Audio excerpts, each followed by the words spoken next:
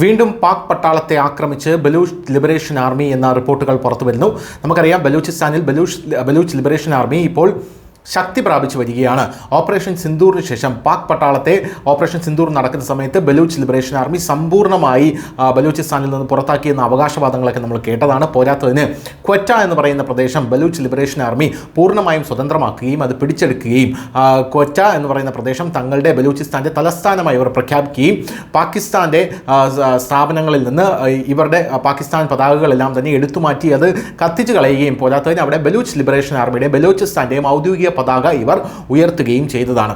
അതിനുശേഷം ബലൂചിസ്ഥാനിൽ പ്രവേശിക്കുന്ന സകല പാകിസ്ഥാൻ പട്ടാളക്കാർക്കും ബലൂചിസ്ഥാനിൽ നിലവിലുള്ള പാകിസ്ഥാൻ പട്ടാളക്കാർക്കും എല്ലാം കഷ്ടകാലമാണ്.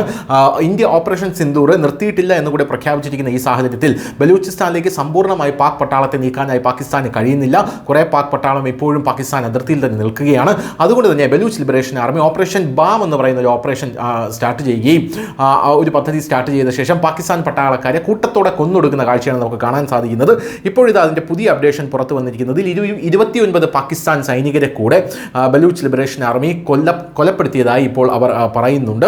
സ്വാതന്ത്ര്യം ലഭിക്കുന്നത് വരെ ഞങ്ങൾ പോരാടിക്കൊണ്ടിരിക്കുമെന്നും പാകിസ്ഥാൻ പട്ടാളം ഇതിന് വലിയ വില നൽകേണ്ടി വരുമെന്നാണ് ബലൂച്ച് ലിബറേഷൻ ആർമി ഇപ്പോൾ പറയുന്നത്. കലാറ്റിലും കൊറ്റയിലും നടന്ന 2 വ്യത്യസ്ത ഓപ്പറേഷനുകളിലാണ് ഇപ്പോൾ 29 പാക് പട്ടാളക്കാരെ ഇവർ കൊന്നുതള്ളിയത് അല്ലെങ്കിൽ സുരക്ഷാ ഉദ്യോഗസ്ഥരെ കൊലപ്പെടുത്തിയതായി BLA അവകാശപ്പെട്ടത്. കലാപം തുടരുമെന്ന് BLA പ്രഖ്യാപിച്ചു.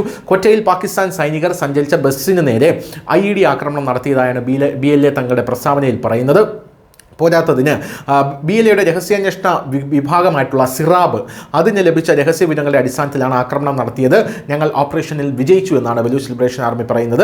പാകിസ്ഥാൻ സൈന്യത്തെയും ഇപ്പോൾ ബലൂച്ച് ലിബറേഷൻ ആർമിയുടെ രഹസ്യാന്വേഷണ സംഘമായിട്ടുള്ള സിറാബ് അവർ നിരീക്ഷിച്ചുകൊണ്ടിരിക്കുകയാണ്. കറാച്ചിയിൽ നിന്ന് കൊറ്റയിലേക്ക് പോകുന്ന പാകിസ്ഥാൻ സൈനികരെ വഹിച്ചുകൊണ്ടുള്ള ഒരു ബസ്സിൽ സിറാബ് സൂക്ഷ്മമായിട്ടുള്ള നിരീക്ഷണം നടത്തി. അതേസമയം BLA IED ഉപയോഗിച്ച് ആക്രമണം നടത്തി. ഈ ആക്രമണത്തിൽ 27 പാകിസ്ഥാൻ പട്ടാളക്കാർ അല്ലെങ്കിൽ സൈനികർ സംഭവ സ്ഥലത്ത് തന്നെ കൊല്ലപ്പെട്ടു. നിരവധി പേർക്ക് ഗുരുതരമായി പരിക്കേറ്റു.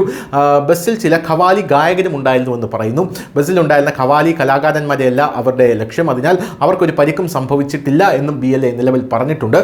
എന്ത് തന്നെയായിരുന്നാലും കലാത്തിലെ ഹസർഗഞ്ചി പ്രദേശത്ത് പാകിസ്ഥാൻ സൈനിക വാഹനത്തെ ലക്ഷ്യമിട്ട് BLA വീണ്ടും IED ആക്രമണം നടത്തിയ റിപ്പോർട്ടുകൾ പുറത്തു വന്നു. ഈ ആക്രമണത്തിൽ അവിടെ കൊല്ലപ്പെട്ടത് 2 സൈനികരാണ്. കലാട്ടിലെ ഈ ഓപ്പറേഷനിൽ സൈനിക അടിസ്ഥാന സൗകര്യങ്ങൾക്ക് വലിയ നാശനഷ്ടമുണ്ടായി എന്ന റിപ്പോർട്ടുകളും പുറത്തു വരുന്നു. 2 ആക്രമണങ്ങളുടെ ഉത്തരവാദിത്വം ഇപ്പോൾ BLA ഏറ്റെടുത്തിട്ടുണ്ട്. News desk news India Malayalam.